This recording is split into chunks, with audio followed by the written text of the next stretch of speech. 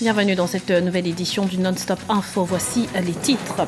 Les forces armées nationales à l'honneur ce 10 novembre au Sénégal. 3 promotions d'écoles militaires ont été décorées par le président Macky Sall. Le Gabon veut contribuer à la sécurité du continent. Le pays annonce une aide financière pour lutter contre Boko Haram qui sévit en Afrique centrale et de l'Ouest. Et puis 6 chefs d'État africains à la pré-COP ce mardi à Paris. Il faut dire que sur les 50 pays les plus vulnérables au dérèglement climatique, 36 se trouvent en Afrique subsaharienne. Mais avant de développer ces titres, il aura fallu du temps. 5 mois après l'élection du président Muhammadu Buhari, le gouvernement nigérian va enfin être dévoilé. En effet, après avoir concentré ses actions dans la lutte contre le terrorisme et la corruption, le chef d'État nigérien doit attribuer les différents portefeuilles ministériels ce mercredi à partir de 10h GMT. À noter qu'il devrait s'attribuer le stratégique ministère du pétrole pour superviser les réformes de ce secteur mise à mal par la baisse globale des cours du baril. Au Sénégal, le 10 novembre marque la célébration des forces armées nationales, celles-là qui ont pour mission d'assurer la défense nationale, qu'il s'agisse de sécurité ou de l'intégrité territoriale. Les détails avec Jean-Célestin Edjanké et Alioune Guindo.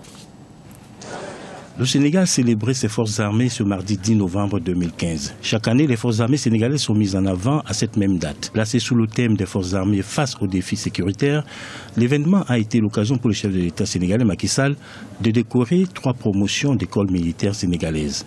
Le président sénégalais en a aussi profité pour revenir sur la problématique du terrorisme qui touche certains pays du continent, notamment en Afrique de l'Ouest. Mais la menace la plus aiguë reste assurément le terrorisme djihadiste, plus particulièrement. Ces forces obscurantistes mènent contre le monde libre une véritable guerre totale, au sens militaire du terme. En effet, elles tuent, mutilent, détruisent ou paralysent les appareils de production. Pire, ayant à l'évidence lu le grand stratège chinois Sun Tzu, elle s'attaque à l'essence même de notre être, à la substance de la société, la culture et les traditions. À l'occasion de la journée du 10 novembre, le président Macky Sall a évoqué l'implication de l'armée sénégalaise dans les conflits externes. À titre d'exemple, le Sénégal est le 7e pays contributeur de troupes pour les opérations de maintien de la paix, les OMP, des Nations Unies, avec 3628 casques bleus. À côté de cela, le président Macky Sall est revenu sur la nécessité de développer un nouveau système de renseignement plus efficace. J'instruis le commandement à développer un système de renseignement performant, capable même de savoir ce que l'ennemi va penser.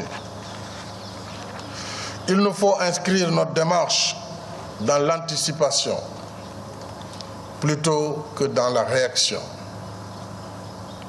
À ce titre, nous ferons nôtres ces principes de guerre fondamentaux. Rappelons que Dakar, la capitale du Sénégal, a abrité ces 9 et 10 novembre 2015 le 2e forum sur la paix et la sécurité en Afrique. Le Gabon, de plus en plus impliqué dans la résolution des conflits en Afrique, alors que le pays a déjà mis à la disposition de la République centrafricaine 500 militaires pour le maintien de la paix. Il vient de réaffirmer sa solidarité en souscrivant à une aide financière pour lutter contre Boko Haram. Lisa Elsi à Kizimana. Le Gabon milite pour la mutualisation des moyens pour lutter contre le terrorisme. En plus des 500 militaires que le pays a mis à la disposition de la République centrafricaine, le Gabon vient de réaffirmer sa solidarité en souscrivant à une aide financière pour lutter contre le groupe islamiste Boko Haram qui sévit en Afrique de l'Ouest et centrale. Dans tous les programmes concernant la République centrafricaine, le Gabon s'y investit. Il s'y investit actuellement puisque nous avons des troupes en République centrafricaine. Il n'en reste pas moins que pour Boko Haram, il y a eu une réunion qui a eu lieu au Cameroun. Nous avons souscrit, je ne pourrais pas dire les montants sur lesquels nous avons souscrit. Donc nous sommes partisans, partenaires pour que l'Afrique mutualise ses moyens. Le Gabon fait aussi appel à la solidarité internationale pour faire face à l'ensemble des menaces sécuritaires sur le continent, des menaces qui sont souvent liées à la pauvreté des pays en voie de développement. Le fait de lutter contre le terrorisme, ça amène des moyens énormes. Et malheureusement pour les pays en développement, ces moyens sont distraits pour le développement.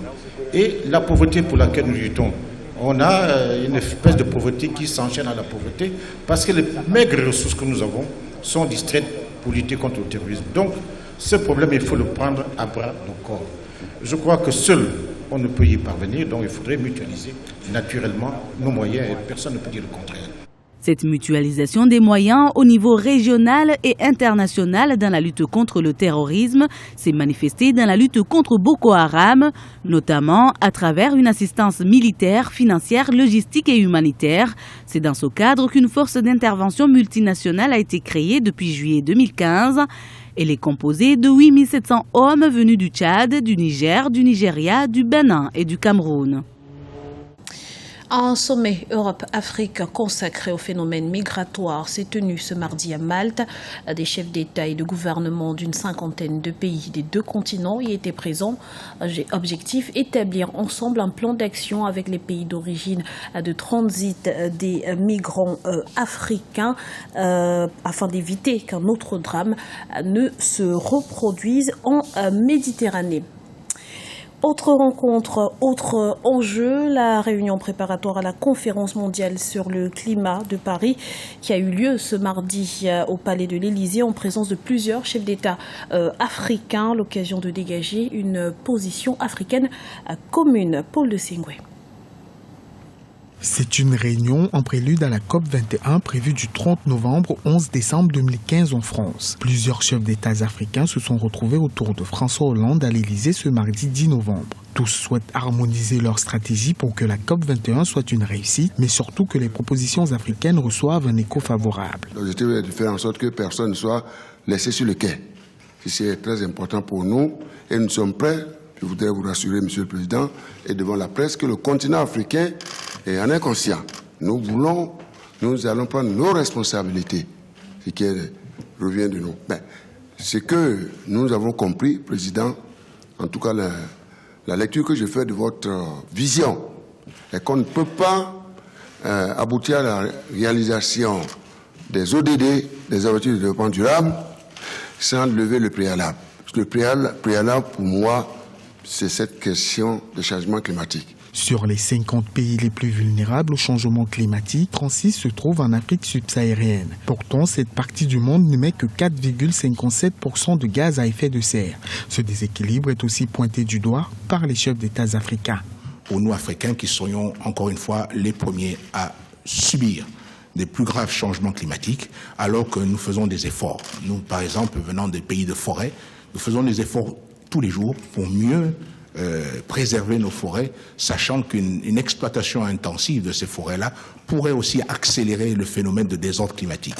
Ce sont des efforts importants que nous voulons faire reconnaître, mais c'est surtout pour dire que l'Afrique à Paris sera au rendez-vous et parlera d'une seule voix. Le financement de l'aide aux pays en voie de développement pour contribuer à la réduction des émissions de gaz à effet de serre serait également au centre des débats de la COP21. Les pays africains réclament plus de financement, mais surtout un accord contraignant universel.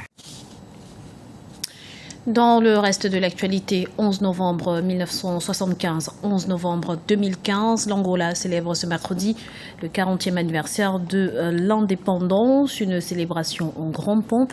Quelques 7000 invités, dont 100 représentants de pays étrangers, assisteront au défilé militaire organisé sur la marginale.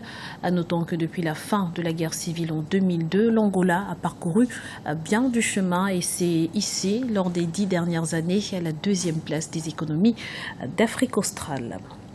Et c'est ainsi que s'achève cette édition. Nous vous remercions pour votre fidélité. Retrouvez dans un instant une nouvelle édition de l'information sur Africa 24.